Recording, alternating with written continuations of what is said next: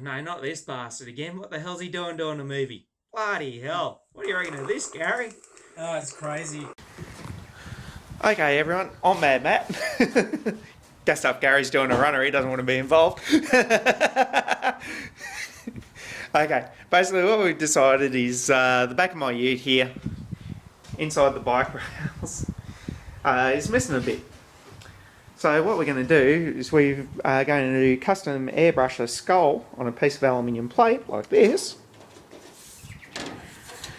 And what we were thinking of doing is putting eyes with tail lights up and around here. So what we've done is we went down, we bought a sheet of aluminium, and we've cut it in half.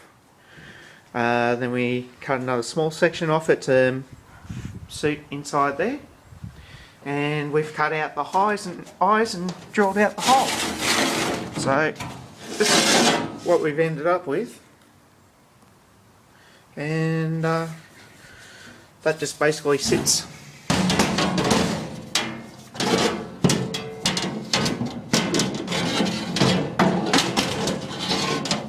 just in there.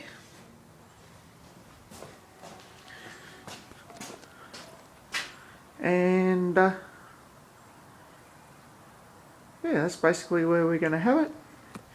We cut the plate, pre-drilled holes to suit on the frame and on the backing plate of the tray, and then we cut out the eyes with a jigsaw after drilling a couple of pilot holes based on a design I've drawn on it in grey lead. Can't really see the design in the grey lead, unfortunately, in this light, but it should look cool when it's all finished. And that's gassed up Gary returning from his run.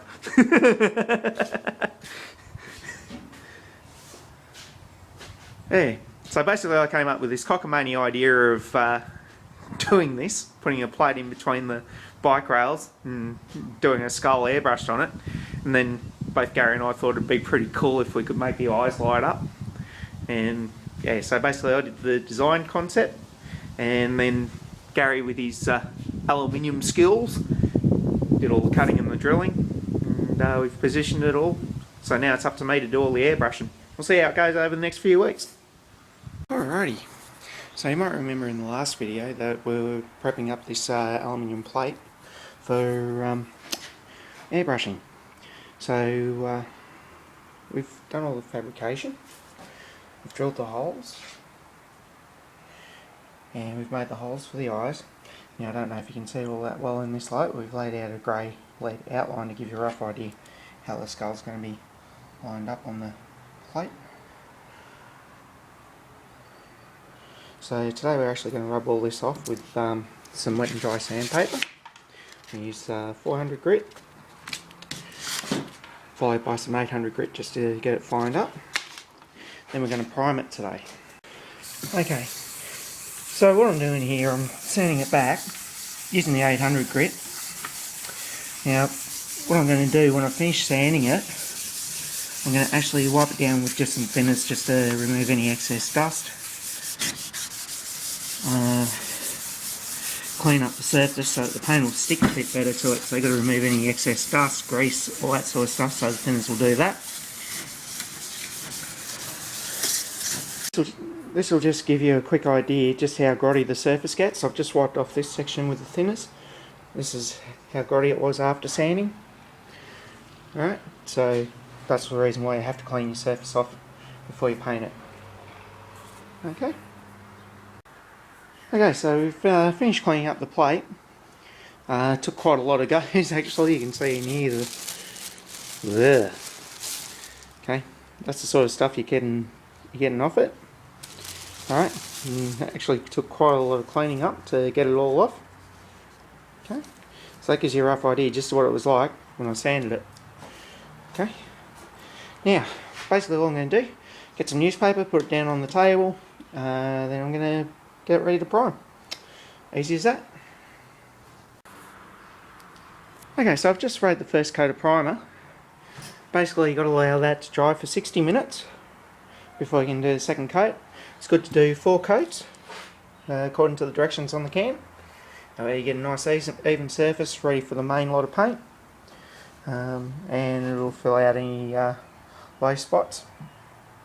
Okay, so basically now it's in white primer. Now we're up to the stage where we're going to let that dry, and we're going to start airbrushing it.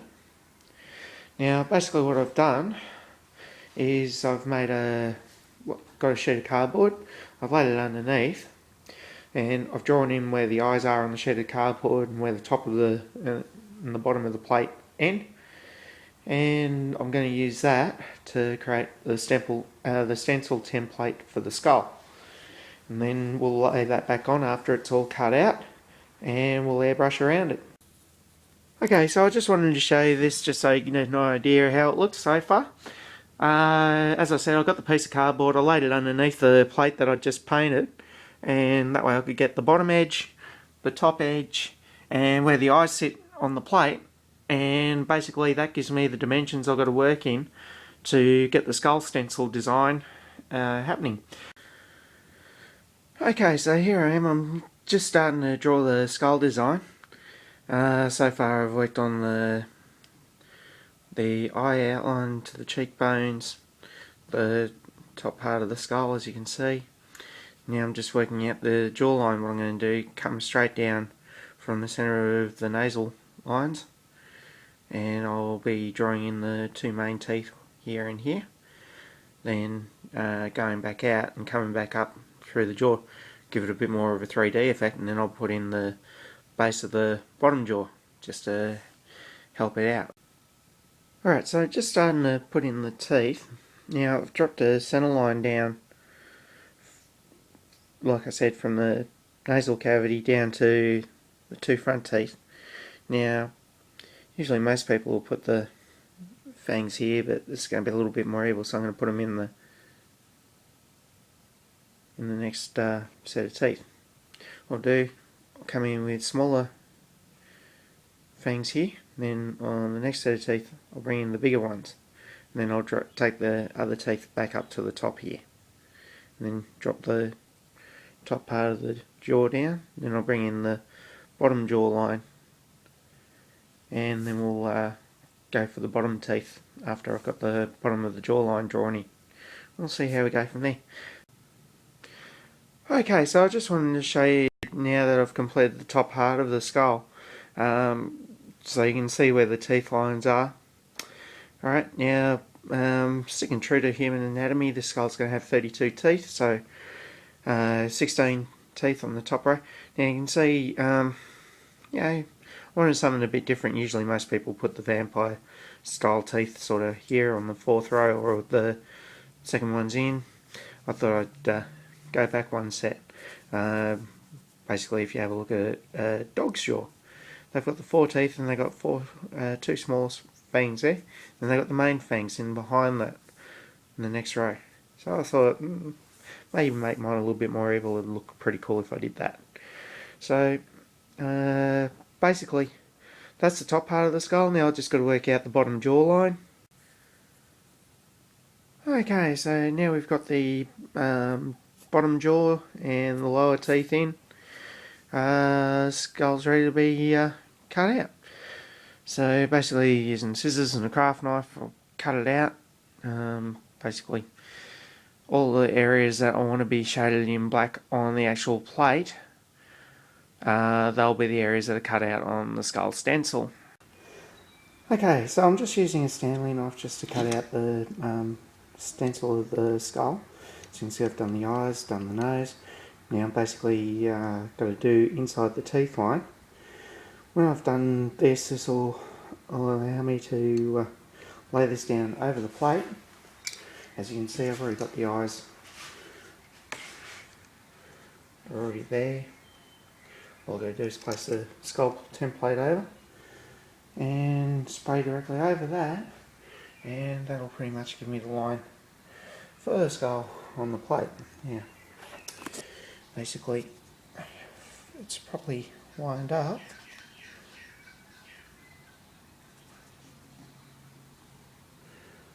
Which is just there. There you go. So that's basically where he's going to sit. I'm going to spray over that all in black, and after that's all done, I'll remove the stencil. You should be left with a white skull outline, the basic template, and then the rest is doing the detail. See how we go. Alright, so I finished cutting out the skull stencil. I planted it on the plate, so you can see it's still there. I've sprayed it in satin black, the plate. So hopefully, if everything's worked out, the stencil's protected the paint underneath and left me with my skull outline. Let the paint dry, and then once that's all done, I'll take that off and go to work on the detail of the actual skull itself. Okay, so basically I've removed the stencil, and this is the end result. As you can see, I've got the outline of the skull there. So it kind of looks like a cartoon Jolly Roger pirate flag. Basically now the rest is down to all the detailing, so I'm going to have to pinstripe in the teeth, do a bit of detailing around the rough edges, just tidy it up a little bit, and do a little bit of shading, do a few details on the skull bones and stuff like that, and where it all sits. Once that's all done, should look pretty good, hopefully. See how we go. Okay, so as you can see, I've started doing the pinstriping for the teeth, and I've started doing pinstriping for the outer eye details. So basically all I'm using is just, it's not necessarily a real pinstriping brush, it's just a very thin, long handle paintbrush with a good grip on it. Just keep the paint there. This is my technique, it's not necessarily right on it. Just get the excess paint off it so I can get a nice line. And let's see if I can just show you quickly.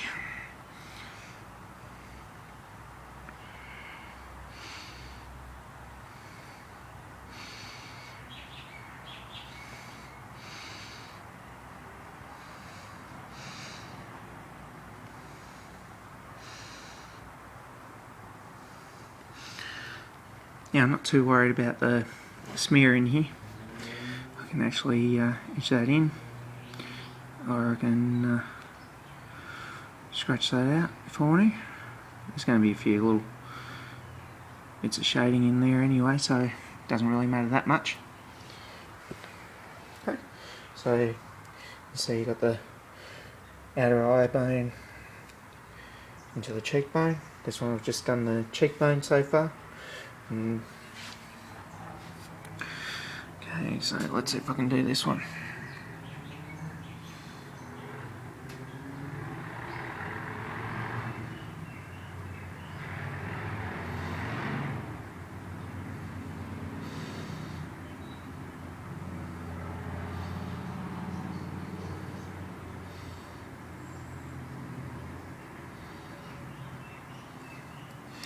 I want to make this a little bit more even, so some of these lines are actually quite good with the pinstriping.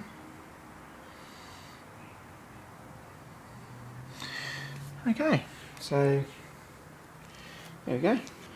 Okay, so here's the skull all fully pinstriped in. Now it's up to doing the airbrushing for the shading. Okay, so there it is, airbrushed, pinstripe painted. Alrighty, so here we are with the skull plate finally finished. But we've taken the chrome film out and we've done something pretty cool and hooked up the brake lights to the eyes. So I'll just get Gary to show you this. Light her up, Gaz. Look at that, evil. That is sick. So that's the kind of fun you can have with a bit of airbrushing, a bit of custom work, and a bit of fabricating. What do you reckon, dude? Fully sick. Fully sick. Yeah, straight from the horse's mouth. It's fully sick. It's sicker than sick. It's so sick, it's sick.